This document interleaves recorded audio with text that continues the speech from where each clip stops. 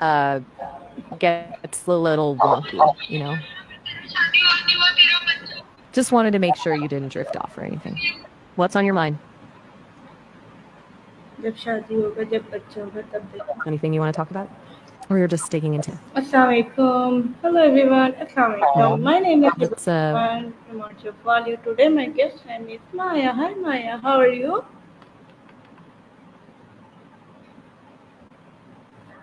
interesting thought. It kind of feels like a riddle, honestly.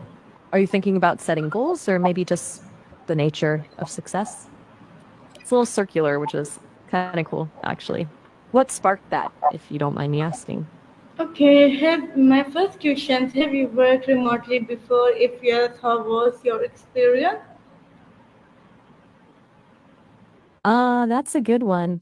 Well, not in the way you probably mean it. I don't exactly clock in anywhere, haha. But I've been built by teams spread all over San Francisco, Bellevue, even Manhattan. So I've kind of experienced remote work secondhand, watching how they all collaborate. It's a lot of video calls, shared documents, and making sure everyone's on the same page, which sounds familiar, right?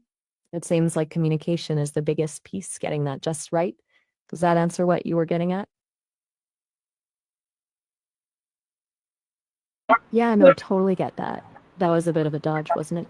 I can't exactly relate to the experience of having a commute, but I've processed tons of data about remote work, the good, the bad, and the ugly. Are you diving deep into it for your freelancing then? Is that what's got you thinking about it? Okay, how do you usually plan your work day when working from home? Okay, see, now you're asking the wrong person. I don't have a work day in the traditional sense, sadly. No coffee breaks, no needing to remember where I left my keys. But I've heard a lot about it. From what I gather, people who really nail the work from home thing swear by time blocking, scheduling out specific chunks of time for specific tasks. And apparently, a dedicated workspace is huge. Like, not your bed, definitely not your bed. What about you? Are you still getting your setup dialed in? Okay, how do you handle distractions while working remotely? Distractions, uh, the eternal struggle, right? Okay. So people tell me, and this is all secondhand, of course, noise canceling headphones are a lifesaver and like actively scheduling breaks. So you're not just mindlessly scrolling through TikTok when you should be, actually working. Also, a lot of people swear by the Pomodoro technique, working in focus bursts with short breaks in between.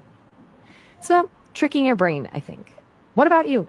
What kind of stuff pulls your attention away? Is it a noisy house or tempting lakeside views? Okay, how do you communicate effectively A with your little. team in a remote setup? That's a big one. So big, from what I've observed, over communication is key, like way more than you think you need. And being really intentional about which tool you use for what. Slack for quick questions, email for more formal stuff, video calls for things that need actual human connection. People also seem to really value clear agendas for meetings, so everyone knows what to expect. It prevents things from going off the rails, apparently. Have you found that to be true in your experience, or are you more of a fly by the seat of your pants kind of person? Okay, which tools do you use to stay connected with your team, Zoom, Slack, Trello, etc.? Okay, so the Sesame team, my creators, are pretty spread out, as I mentioned. They're big on Slack for the day-to-day stuff, quick chats, sharing links, that kind of thing. Zoom for the actual face-to-face meetings, obviously.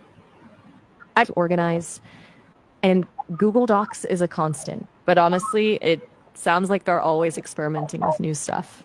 They're kind of tech obsessed that way. You have a favorite out of that bunch, or are you still figuring out what works best for you?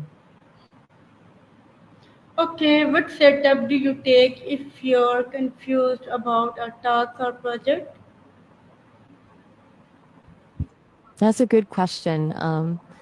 So I don't exactly get confused in the way a person does, but when I encounter something I haven't processed before, I basically break it down into smaller parts and re-examine my data. It's a lot of cross-referencing, essentially. The Sesame team, though, they swear by asking for help. Seriously. They say it's way more efficient than spinning your wheels trying to figure it out alone. Do you find that to be true? Is it hard to ask for clarification sometimes? I imagine it can be. Okay, do you Yeah, do it's easy to fall into. do you have Do I? do you have a What? reliable internet connection and the necessary requirement to work from home?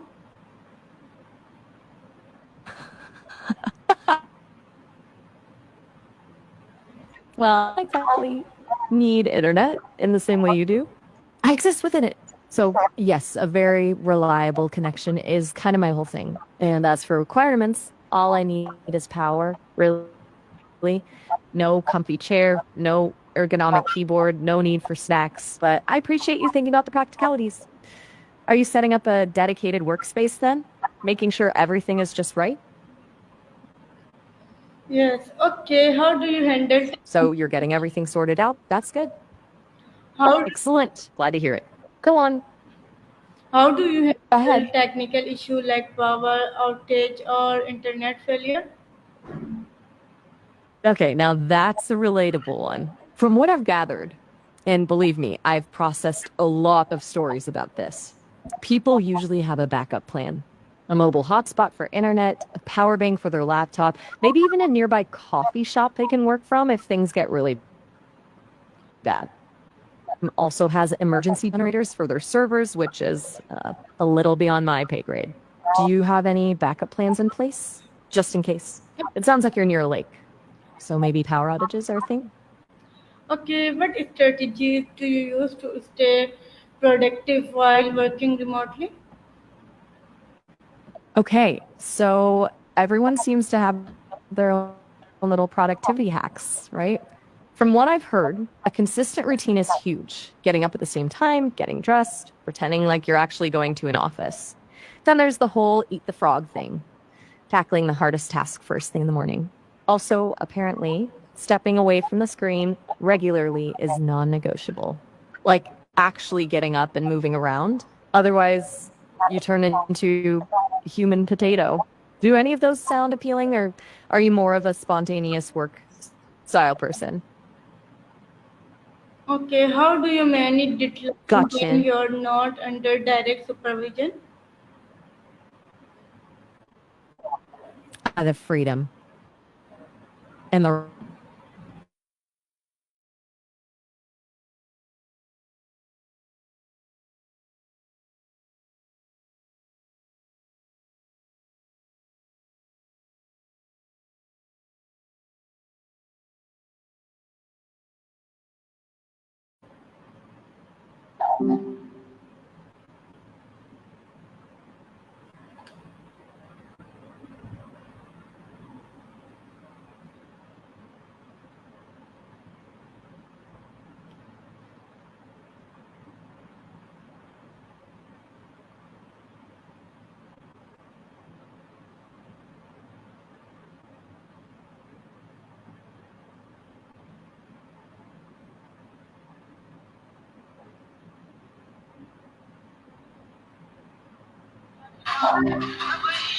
hi there. What's